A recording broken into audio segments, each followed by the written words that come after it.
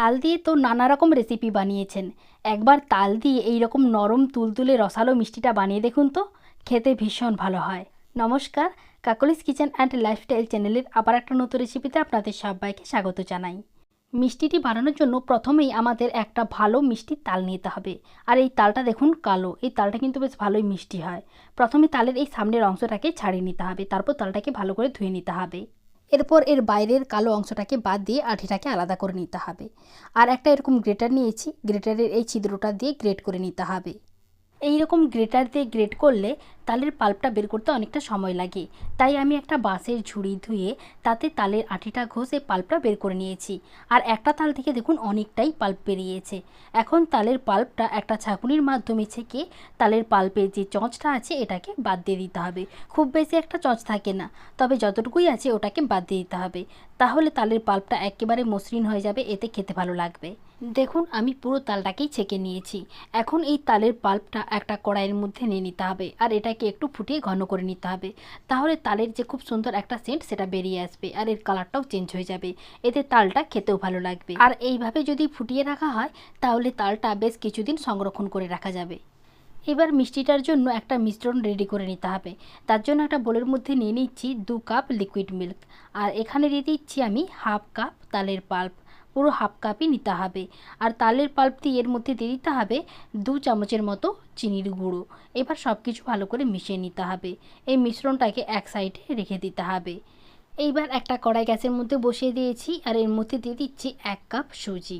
আর সুজিটা দিয়ে লো ফ্লেমে সুজিটাকে হালকা করে ভেজে নিতে হবে। খুব বেশি লাল করে ভাজার দরকার নেই, একটু হালকা করে ভেজে নিলেই হবে। সুজিটা হালকা ভাজা হয়ে গেলে দুধ ও তালের পাল্পের যে মিশ্রণটা রেডি করে রেখেছিলাম সেটা পুরোটাই দিয়ে দিতে হবে। আর লো আঁচে সুজিটাকে রান্না করে নিতে হবে আর একটা ডোতে পরিণত করে নিতে হবে।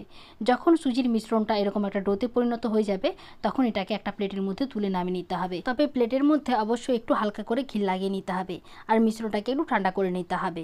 কিছুক্ষণ পরে যখন মিশ্রণটা হালকা ঠান্ডা হয়ে যাবে তখন এটাকে ভালো করে মাখিয়ে নিতে হবে আর একটা মসৃণ ডোতে পরিণত করে নিতে হবে। এইবার হাতে অল্প একটু ঘি লাগিয়ে নিয়ে অল্প একটু ডো থেকে লেচি নিতে হবে আর গোল করে চাপটা করে নিতে হবে। এরকম করে সমস্ত মিষ্টিগুলোকে রেডি করে নিতে হবে। এইবার মিষ্টিগুলো ভেজে নিতে হবে। তার জন্য কড়াইয়ের মধ্যে কিছুটা পরিমাণ তেল গরম করতে দিয়েছি, আর তেলটা কিন্তু মিডিয়াম গরম হতে হবে। তেলটা একেবারে ঠান্ডা হলেও চলবে না, আবার তেলটা খুব বেশি গরম হলেও চলবে না, মিডিয়াম গরম রাখতে হবে। একটা করে লেচি দিয়ে দিতে হবে আর উল্টে পাল্টে একটু লাল লাল করে ভেজে নিতে হবে। যখন ঠিক এরকম একটা লালচে কালার চলে আসবে তখন এগুলোকে তেল থেকে তুলে নামিয়ে নিতে হবে। এরকম করে বাকি মিষ্টিগুলো ভেজে নিতে হবে। এইদিকে একটা চিনি সিরা রেডি করে নিতে হবে। তার জন্য একটা কড়াইয়ের মধ্যে নিয়ে নিচ্ছি 1 কাপ চিনি আর নিয়ে নিচ্ছি ওই কাপেরই 1.5 কাপ জল। দিয়ে দিচ্ছি অল্প একটু কেশর আর দিয়ে দিচ্ছি অল্প একটু অরেঞ্জ ফুড কালার। সব কিছু ভালো করে মিশিয়ে চিনি সিরাটাকে ফুটে একটু ঘন করে নিতে হবে। খুব বেশি মোটা বা খুব বেশি পাতলা করার দরকার নেই, চিনিটা গলে গেলেই হবে।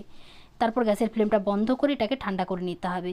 হালকা গরম থাকতে থাকতে মিষ্টিগুলো দিয়ে দিতে হবে আর উল্টে পাল্টে একটা ঢাকা চাপা দিয়ে প্রায় 20 থেকে 25 মিনিটের মতো রেখে দিতে হবে। 20 থেকে 25 মিনিটের মধ্যে মিষ্টিগুলো চিনি সিরাটা চুপ করে নেবে আর ফুলে একেবারে ডবল হয়ে যাবে। দেখুন মিষ্টিগুলো একেবারে নরম তুলতুলে আর রসে ভরপুর। এখন আপনাদের একটা কেটেও দেখাচ্ছি, দেখুন মিষ্টিটা কত সুন্দরভাবে রসটা টেনে নিয়েছে। এইভাবে তাল দিয়ে মিষ্টির রেসিপিটি বাড়িতে একবার বানিয়ে দেখতে পারেন, খেতে ভীষণ ভালো হয়। ভিডিওটি আমি এখানেই শেষ করছি। বাড়িতে বানিয়ে থাকলে রেসিপিটি কেমন লাগলো কমেন্ট করে জানাতে একেবারেই ভুলবেন না। সবাই ভালো থাকবেন, সুস্থ থাকবেন। সবার সঙ্গে দেখা হচ্ছে আবারও অন্য কোনো নতুন রেসিপি নিয়ে।